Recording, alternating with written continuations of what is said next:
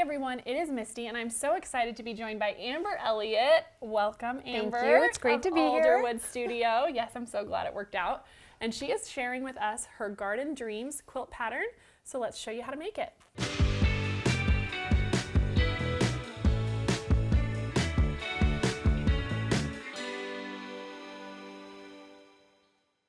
All right, Amber, thank you again for being here, and I absolutely love this quilt, so I'm super excited that we get to learn it together. And can you just tell everyone a little bit about yourself? Yeah, so I'm Amber. I run Alderwood Studio. I do a lot of pattern designing, obviously. I've written a couple books, and now I'm designing my own fabric as well. I love it. So awesome. And so this is the Garden Dreams quilt. Yes. And so this goes along with this fabric collection, yes. right? So this pattern was specifically designed to go with my first fabric collection, also called Garden Dreams. Got some name overlap there. Perfect. And so it's just kind of it's a really fun pattern to show off a fat quarter bundle or any kind of prints you're really excited about. Awesome. And the size that we're seeing today is the throw, right? Yes, so this is the square throw. The pattern comes in a baby, throw, and queen size. They're all squares, although you can always add another little row if you want to make it a rectangle. Perfect. So to make that, you are going to need this beautiful fat quarter bundle, and then how much background yardage? For the throw, you need 2 1/4 yards. 2 1/4 yards. And then there's a template in Amber's pattern, so if you'd like that, you can use that, but it also works great with our small drunkard's path. And so Amber, I'm going to let you take it away and show us how to make this. Awesome, Misty. Well, the first step is we want to sew all of our curved drunkard's path blocks together. Okay. So now in the pattern, the template that I use has a little bit of extra trimming room because I don't know about you, I'm just not always the most precise when sewing curves. Yes. Like they're fun, but I just, sometimes they come out a little wonky. It's so true. Yeah, I like to leave some extra trimming room. So we're going to just sew all of these together and then trim them to the correct size. Okay, perfect. Let me do that. Are you team pin or no pin? So I am typically a team no pin, but I do have a couple of little anchor points. So I always mark my middles so I can reference those. Yeah. And then I was going to ask you, do you put the inside curve or outside curve up? I put the outside curve on top. On top like this. That's what I do too, unless it's like significantly larger than this piece. Then I flip then them you over. flip it. Yeah. I feel like if I do it the other way, I always get puckers. That makes on sense. That convex piece. We'll see how I do here. Yeah. And so I just always take a few stitches there, and then I just kind of stretch it around. Gently stretch it around, and I take my time on curves.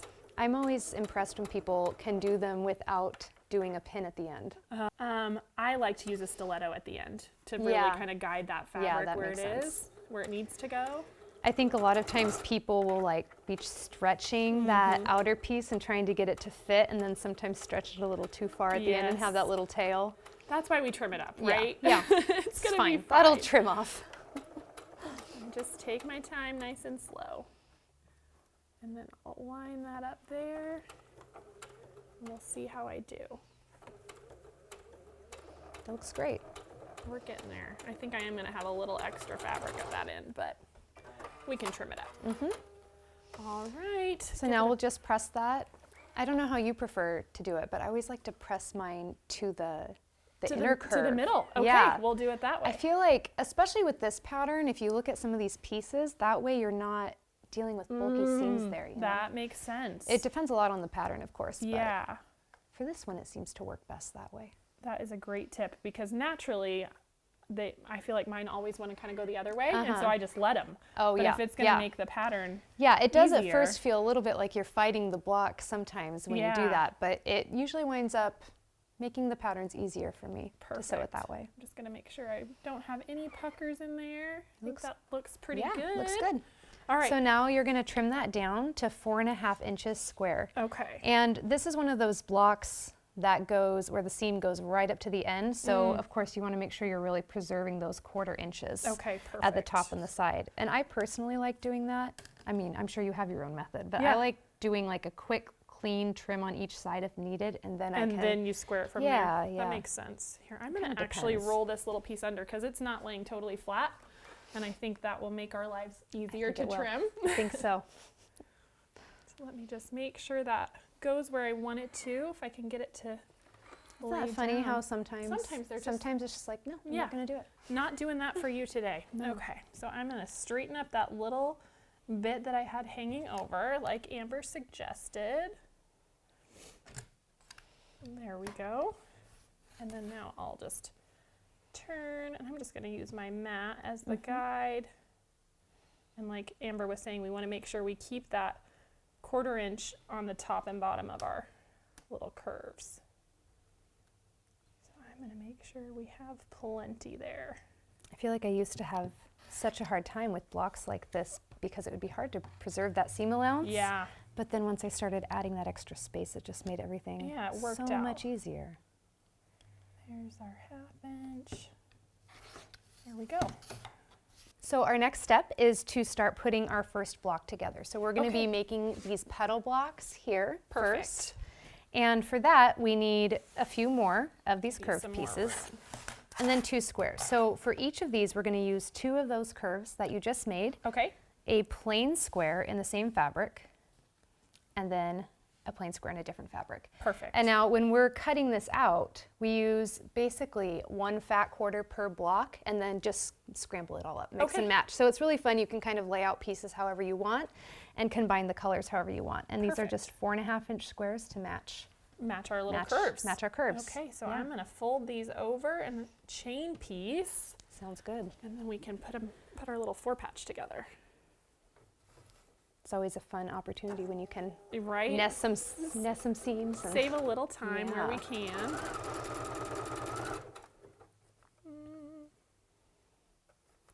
Make sure my ends match up there.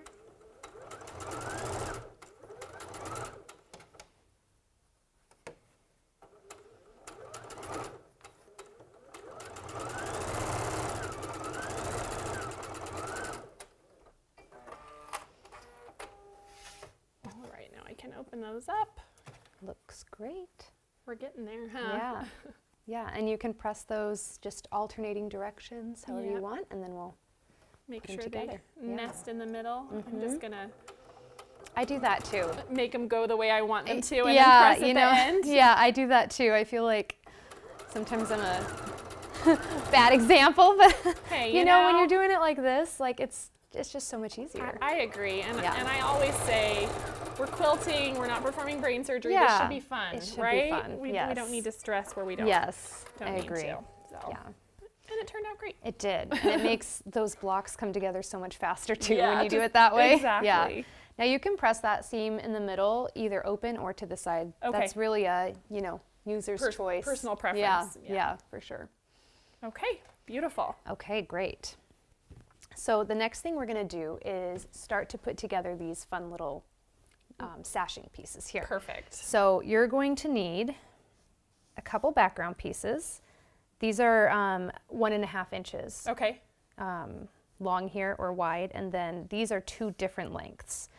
One is 3.5 inches and one is 4.5 inches, and they're kind of just close enough that it can be a little hard to tell, so you always want to stop and kind of look and make sure you're putting the right length in the right place. Perfect. In this stage, it doesn't matter because we're just sewing them to a nice little cute square. Okay. That's yet another fabric. But then once we start putting things together, we'll want to pay close attention to that. Okay, so the square's just going in the middle of our 2 background rectangles. I can do that.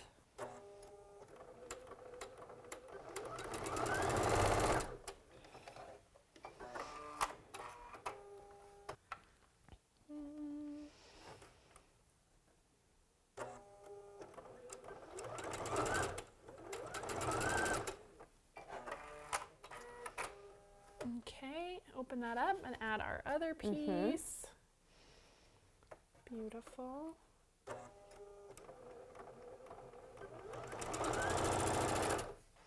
And when you're making the whole quilt, of course, you can chain piece all of those, and it goes so much easier. So much faster.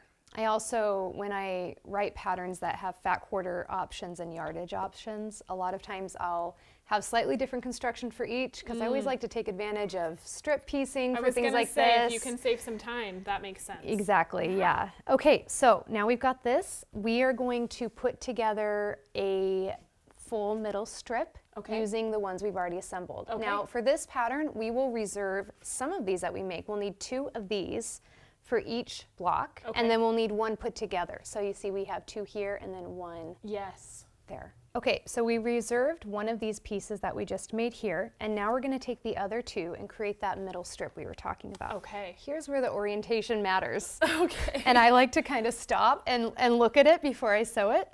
We want to sew these two strips together with another cute little 1.5 inch block in between. Okay. Yes.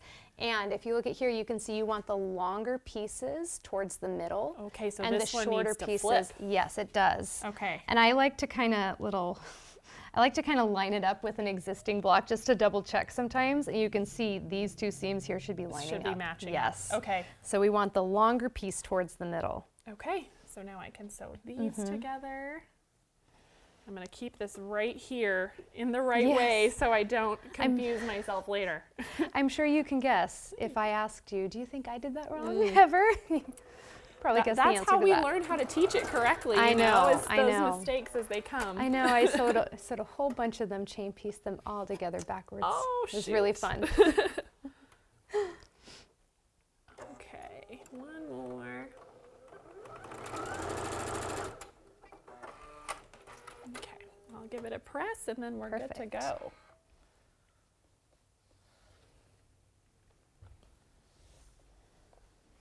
Perfect. All right. Okay, we're going to set this aside for now. And next we're going to put together our rows. And so each one of these blocks you can see has a top row and a bottom row here and here, and they're the same, which is great. Nice and easy for us, right? Yep. So what we're going to do is we're going to take two of these blocks that we've made, take this guy we reserved here, and again, correct orientation, sew this together. And this is, again, a great time to check and make sure that your seam is lining up and it's in the right spot there. Okay, perfect. So we'll put these guys together. And you know, I kind of like to press these ones open because I feel like there's just some bulk there. Okay. You know, it could go either way. I like to generally let people press however they want with patterns whenever possible, because some people don't like pressing open. Some people prefer it. In this case, it does tend to reduce the bulk, which is nice. That is nice. I am admittedly just like a little too pedal to the metal, and so as long as I can get it to lay flat from the top, that's really my only criteria. Goal. Yeah. Yeah. You know, before I started writing patterns, I was very fly by the seat of my pants with pressing. I'd be like, I'm going to press this one this way, and this other block, I'll press a different way. We'll just see what happens. But now that I'm thinking through writing it, I'm always thinking like, what's the optimal way to press this block? It makes sense, and it really can be so helpful. It can be, yeah. And I've had patterns where I thought it made the most sense to press a certain way, and then testers made it, and they're like, I really think that you should think about pressing this way, and here's why, and you know, and they oftentimes have great ideas. That makes sense. About that. So it's kind of one of those things where there's a lot of personal preference. Yeah, looks great. I pressed it open. Look at me go. Perfect. Perfect.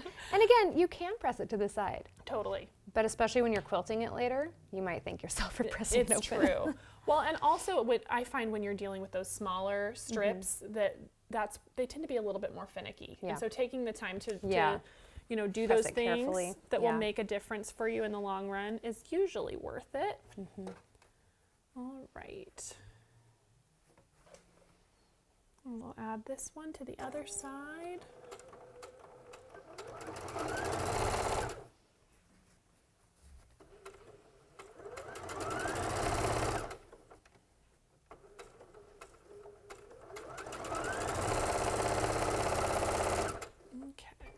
One thing that's really fun about this pattern too is it's one of those ones when you're sewing all the curves, you can be like, this is going to take forever sometimes. And then when you actually get that done, the rest of it comes together super quick. So fast. Yeah. All right.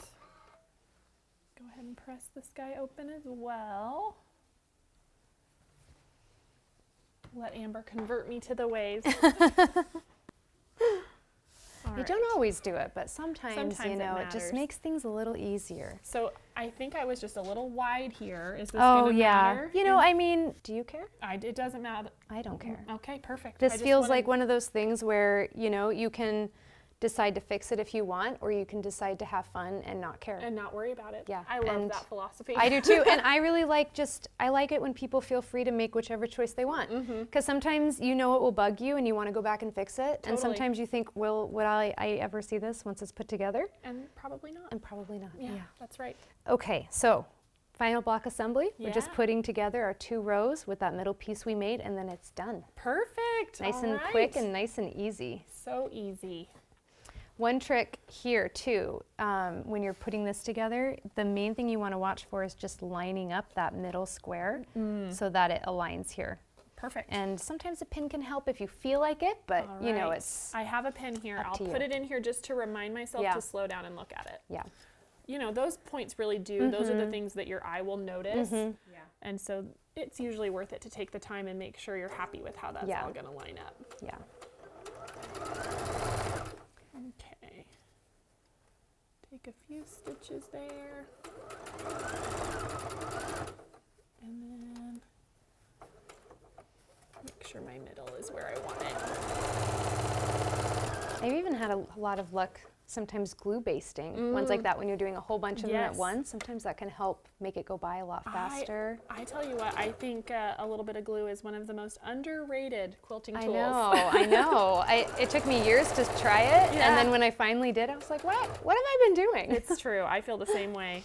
I don't use it super often, but in just the right moments, it's just a perfect little helper. It's so helpful. Yeah. I agree. All right, I'm going to go ahead and press this back just to make it a little easier on myself. It's always easier, I feel like, with this one too, to press these one at a time, because when you're pressing it, if you press both of those seams at the same time, it's a little hard to like really get it open all the way. That makes sense. Okay, and then where is that last one? There you go.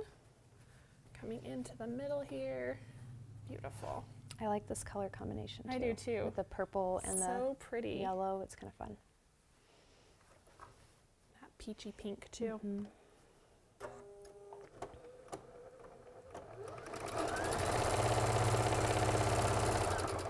Okay, and again, lining up the center here. I'm just gonna nest those seams. And you can nest them for real if you press that other seam to the side. Right. You do just get a little bulky in that very middle point if they're all pressed to the side. That makes sense. But I did it to make it go the way I wanted. Okay. Perfect. We are almost there.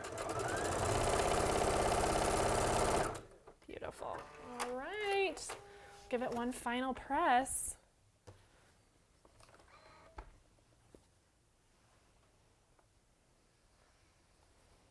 Do you roll those to the middle, or do you press all of them open? No, that middle piece I usually press to the middle. Okay. That middle strip. Because I feel like as long as one of those sashing pieces is pressed open, then it helps reduce It just reduces some of that bulk. Look how cute that looks. It's so beautiful. And we have one more little step. Okay. To get these outer borders on, but I always feel like this is the fun part. This is the magic. It's like, the block is there. Okay, so our final step is making these flying geese and the little strips that go around. Perfect. Now, for this pattern, I mentioned earlier that I like to have different instructions sometimes for yardage or fat quarter versions, just to make things a little easier. So for the yardage version, all of these flying geese are the same color. Okay. And so they're made using 4 at a time flying geese to make it quicker. Perfect. For the fat quarters, we're doing them 1 at a time, because even though there are 4 of each flying geese, to make everything work with 1 fat quarter, that's just how the math it's just how the math works. So we're gonna be just making these cute little flying geese 1 at a time. Do you prefer to draw lines on your? I have this diagonal seam tape, so I can just use that. Perfect, so just go ahead. We're just making, these are gonna be 1.5 by 3 inch finished flying geese. Perfect. So we're gonna be trimming them down to 2 inches by 3.5 inches.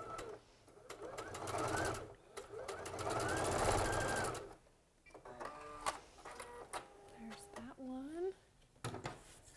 Go ahead and trim.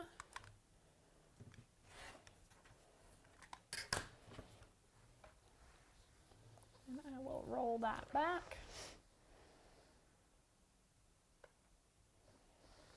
And the other side. You know what's weird is I don't think I ever made flying geese 1 at a time like this until I was writing patterns. Oh, funny. I think I just always made them 4 at a time, if I remember correctly.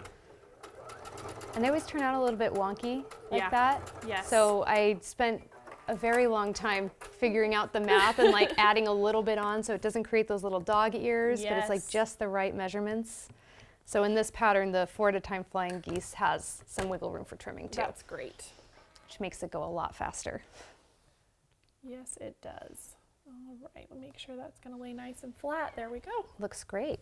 So now we're going to trim this little guy up if needed. You might not need to because it might be precise, and yours looks like it really is. So this should be trimmed to 2 inches by 3.5 inches, and honestly, I don't think you even need to trim it. Yeah, it looks really great. Good. Yeah, so I think we're good to go there. So next we're going to add some background pieces to each side of this flying geese. Perfect. Now we're going to be making 2 different sets of these. Right. One set will be for this way, and then one set will be for this way, so the pieces will be a little bit longer. Top and bottom and side. Yep. Yes, exactly. So for this first set, we're going to use these shorter pieces here and just sew these to each side. Okay. Right in the middle.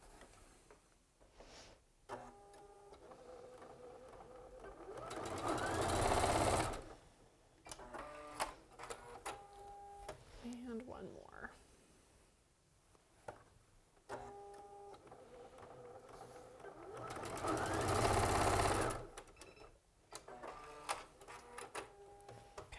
And I definitely like to press those towards the background fabric, which I think is what they naturally most people will automatically do. Yeah.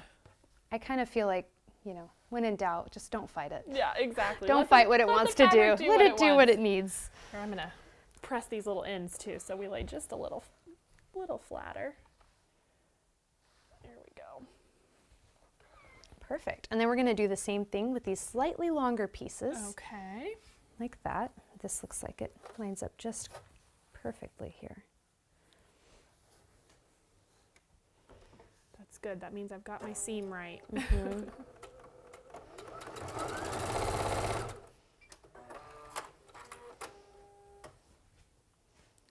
One more.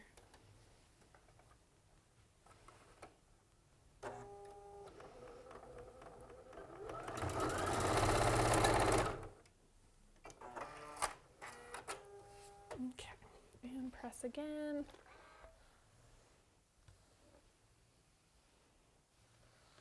There we go.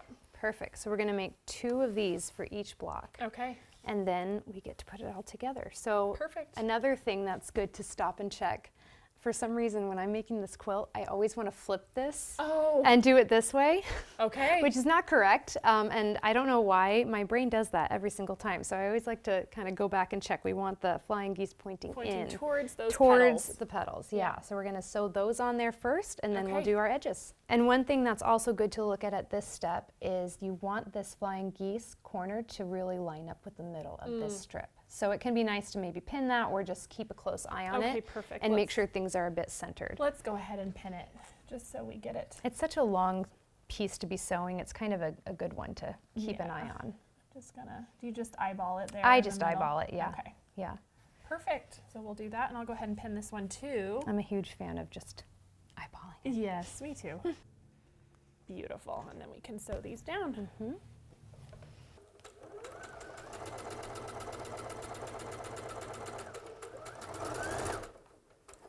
Making sure we're all lined up. Go ahead and pull that pin out.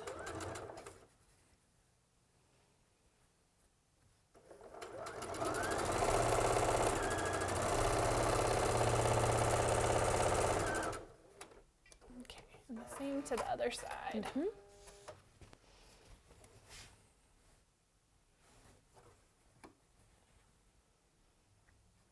If only all of my samples could be assembled this way. Right? Yeah. Little helper. It's nice to have a sewing buddy. Yeah.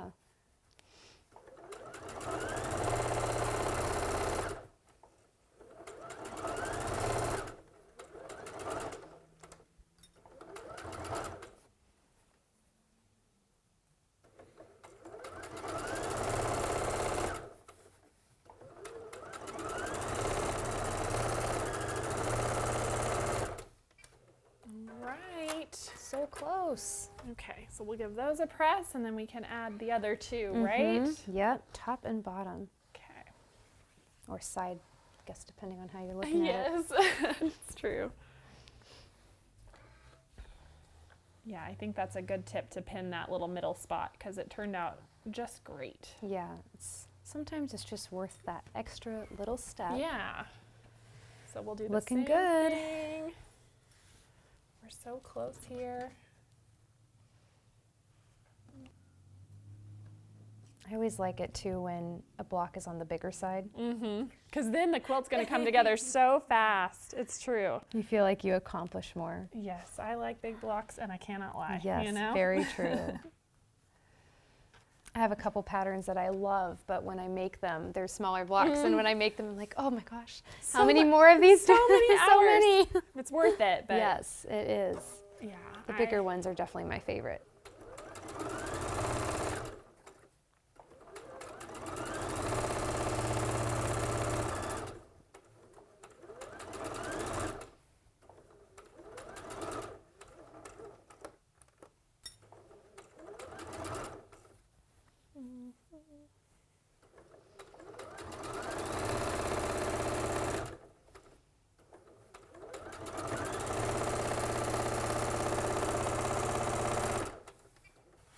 Last seam. Last seam. Almost there.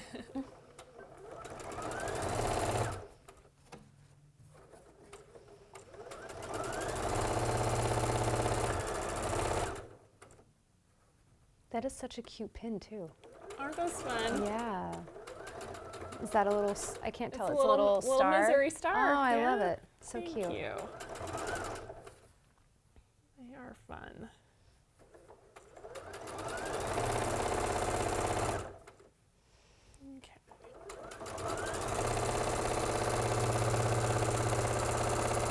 All right. Yay. One final press.